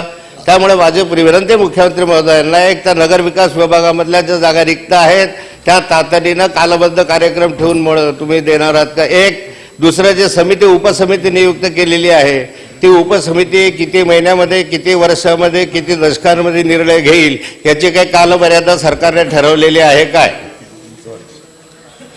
सभापती महोदय, सन्माननीय खडसे साहेबांनी या संदर्भात जो मुद्दा उपस्थित केलेला आहे, पहिली गोष्ट तर मेहतर समाजावर बिलकुल अन्याय सरकार करणार नाही, ही आपण खात्री बाळगा. आणि अरे बाबा, आता परत बोलू मी आता? ओ भाई, आम्ही सभापती महोदया, आम्ही आल्या 29 सफाई कामगार म्हणून लागले, त्यांच्या वारसा हक्कांना नोकरी देण्यासंदर्भातला विषय वारंवार निवेदनं प्राप्त होत होती नताभाऊ, आणि त्यामुळे हा प्रश्न निर्माण झाला. परंतु कॅबिनेट बैठकीमध्ये मेहतर वाल्मिकी समाज याच्यावर कुठलाही अन्याय होऊ नये ही भूमिका सरकारची ठामपणे आहे. त्यानंतर 21/11/2022 रोजी एक बैठक झाली, त्यामध्ये देखील या उपसमिती गठीत केली नताभाऊ. त्यानंतर या मंत्रिमंडळ उपसमितीची बैठक 7/12/2022 रोजी झाली. त्याचे मला वाटतं अध्यक्ष आपले उपमुख्यमंत्री आहेत, बरोबर ना? या आमच्या बैठकीमध्ये आपली जी भावना आहे ती पूर्णपणे या भावनेचा आदर, त्या समाजाचा आदर, कारण त्यांनी खूप मेहनत केलेली आहे. सुरुवातीला कोण काम करत होतं? आणि म्हणून ज्या जागा रिक्त आहेत त्या तातडीने नगरविकास विभागाला मी स्वतः सूचना देईन. सन्माननीय अनिकेत तटकरे. धन्यवाद सभापती महोदय. खरं तर सन्मान्य बाईंनी सफाई कामगारांच्या संदर्भात अत्यंत महत्त्वाचा प्रश्न या ठिकाणी मांडला. सभापती महोदय, खरं तर महाराष्ट्र शासनाने 1979 सालीच सफाई कामगारांना कायमस्वरूपी त्या ठिकाणी नगरपालिका असेल किंवा शासन स्तरावर त्यांना कायम करण्याच्या संदर्भात निर्णय घेतला. माझ्या मतदारसंघातील पेण नगरपालिकेने सुद्धा अशा पद्धतीने ठराव 1990 साली घेतला आणि जवळपास 54 कामगारांना त्यांनी त्या ठिकाणी कायम सुद्धा केले. मात्र 2001 साली कोकण आयुक्तांनी पुनश्च त्याच कामगारांना 2001 पासून कायम केले. त्यांनी सेवा 1990 पासून दिली आणि 2001 पासून पुनश्च त्यांनी कायम केल्या असल्यामुळे त्यांना आता ज्येष्ठतेनुसार म्हणा किंवा त्यांच्या आता निवृत्तीनंतर निवृत्ती वेतन सुद्धा त्यांना मिळत नाहीये, किंबहुना त्यांच्या वारसांना त्या ठिकाणी कुठल्याही पद्धतीने सामावून घेण्याच्या संदर्भातलं धोरण घेतलं जात नाही. मी आपल्या माध्यमातून सभापतीमध्ये मंत्रीमध्ये एकच विनंती करतो की जो त्या ठिकाणी ठराव पेण नगरपालिकेने 1990 साली घेतलेला होता तो आपण त्याला मान्यता देऊन तेव्हापासून या सर्व कामगारांना कायम करण्याच्या संदर्भातला निर्णय घेणार का, आणि त्याचबरोबर त्यांचे असलेले पात्र असलेले वारसांना नोकरी देण्यासंदर्भातलं धोरण ज्यांचे पात्र असतील त्यांचे आपल्याकडे अर्ज आलेले आहेत. त्याच्यामध्ये सुनंदा जनार्दन जाधव आहेत, त्याचबरोबर जवळपास 34 असे कामगार आहेत. यांना कायमस्वरूपी त्यांच्या वारसांना कायम करून घेण्यासंदर्भात निर्णय घेणार का? सभापती महोदया, सन्माननीय सदस्याचं जे या ठिकाणी विषय मांडला तो तपासून घेऊन त्याच्यावर आम्ही तात्काळ कारवाई करण्याच्या संदर्भात संबंधितांना सूचना देऊ. सन्माननीय कपिल पाटील. धन्यवाद सभापती महोदया. सभापती महोदया, माझा प्रश्न माननीय मुख्यमंत्र्यांना आहे. मी सन्माननीय खडसे साहेबांच्या पहिल्या वाक्याची सहमत आहे, परंतु त्यांनी दिलेला दुसरा जो प्रश्न आहे त्याच्याशी असहमत आहे. कारण मुळात लाडपागे समितीच्या शिफारशी या संविधान विरोधी आहेत. जे काम डॉक्टर बाबासाहेब आंबेडकरांनी सोडायला सांगितलं ते वारसा हक्काने त्या समाजातल्या लोकांना तेच काम द्यायला लावणं हे मुळात चुकीचं आहे. वारसा हक्काने नव्हे तर आपण भंगीमुक्तीचा कार्यक्रम घेतला होता, सफाई मुक्तीचा कार्यक्रम घेऊन या सफाई कामगारांना त्यांच्या वारशांना तिथं न देता उन्नत पदावरती देण्याची आवश्यकता आहे. आणि उन्नत पदावरती पात्र करण्याची जबाबदारी ही शासनाची आहे. जर भंगीमुक्ती कार्यक्रम तुम्ही स्वीकारले नाही, तुम्ही त्याच पदावर घेऊ मागतात, त्याला माझा आक्षेप आहे. सफाई खात्यात नाही, सफाई खात्यात नाही, सफाई खात्यात वारसा हक्काने देण्याला माझा विरोध आहे. संविधान विरोधी आहे ते मुळात. आणि जे काम सोडायला सांगितलंय, माझा दुसरा प्रश्न आहे मुख्यमंत्री महोदय, मुळात सफाई खात्यातच आपण ते नोकरी देतोय मेहतर समाजाला, हे चुकीचं आहे. तर ते देता कामा नये, त्याला उन्नत पदावरती नगरपालिकेच्या किंवा शासनाच्या अन्य खात्यांवरती दिलं पाहिजे आणि त्यासाठी पात्र करून देण्याची जबाबदारी शासनाची आहे. नंबर 1. नंबर 2 दुसरा प्रश्न आहे की या मुक्तीसाठी या खात्याचं पूर्णपणे यांत्रिकीकरण सरकार करणार का? नंबर 1. नंबर 2 कंत्राटीकरण बंद करणार का? आणि नंबर 3 या सफाई कामगारांच्या सर्व सफाई कामगारांच्या मुलांना शैक्षणिक सुविधा प्राप्त करून उन्नत पदावर